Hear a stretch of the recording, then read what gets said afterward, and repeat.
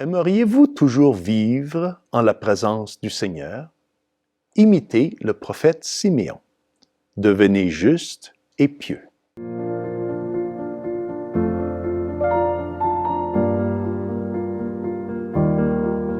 Salve Maria. Aujourd'hui, nous sommes invités à accompagner Joseph et Marie qui sont en voyage. Ils cheminent vers la grande ville de Jérusalem. C'est Saint Luc qui, dans son 2e chapitre, versets 22 à 32, nous dit ceci.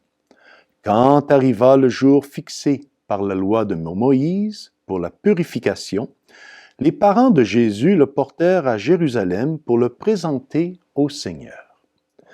Donc, ici, nous avons la purification de Marie et la présentation du Seigneur. Les pères de l'Église nous expliquent en commentant cet extrait de l'Évangile, techniquement parlant, ce n'était pas nécessaire pour Marie d'être purifiée et pour Jésus d'être présenté.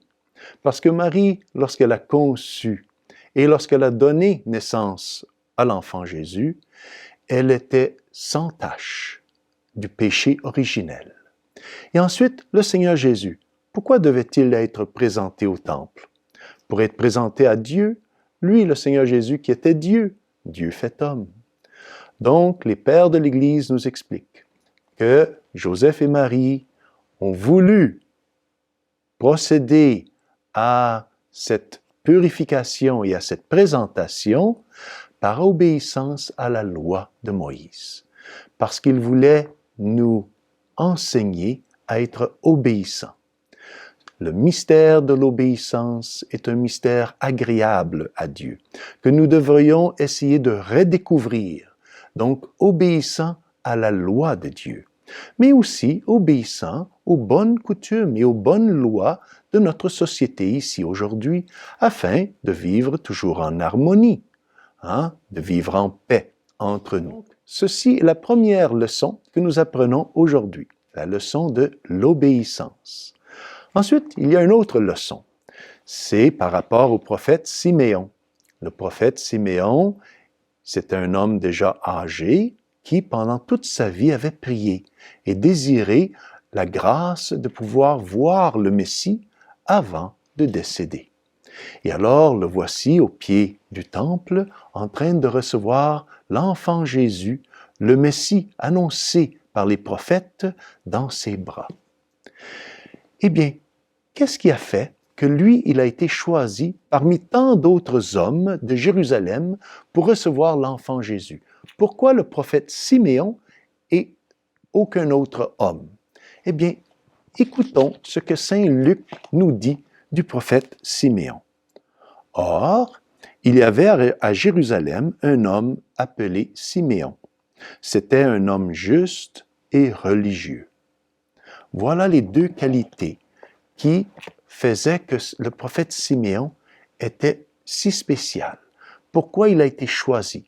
Parce c'était un homme juste et religieux. En d'autres mots, il pratiquait la justice et il pratiquait la piété. C'était un homme juste parce qu'il donnait toujours gloire à Dieu en tout ce qu'il faisait. C'était un homme juste et donc honnête, un homme droit, un homme intègre. Voilà les qualités que nous devons aussi essayer de pratiquer. Ensuite, un homme pieux. C'était un homme qui priait. C'était un homme qui avait une loyauté envers les représentants de Dieu. Mais surtout, il avait un esprit filial envers Dieu. Un esprit filial, une affection filiale envers Dieu, de toujours se recommander à Dieu, avoir confiance en Dieu, avoir espérance en Dieu, voilà des qualités que nous devons aussi désirer. Si nous voulons toujours recevoir l'enfant Jésus. Mais comment recevoir l'enfant Jésus, pourrez-vous me demander? Eh bien, nous pouvons recevoir l'enfant Jésus dans l'Eucharistie. Chaque fois que nous recevons la Sainte Eucharistie, c'est Jésus Eucharistie que nous recevons. Alors nous sommes beaucoup plus heureux et nous avons beaucoup plus de chance que le prophète Siméon.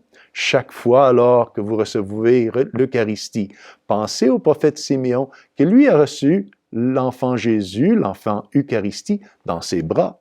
Tandis que nous pouvons recevoir l'enfant Jésus, l'enfant Eucharistie, dans notre cœur, dans notre âme.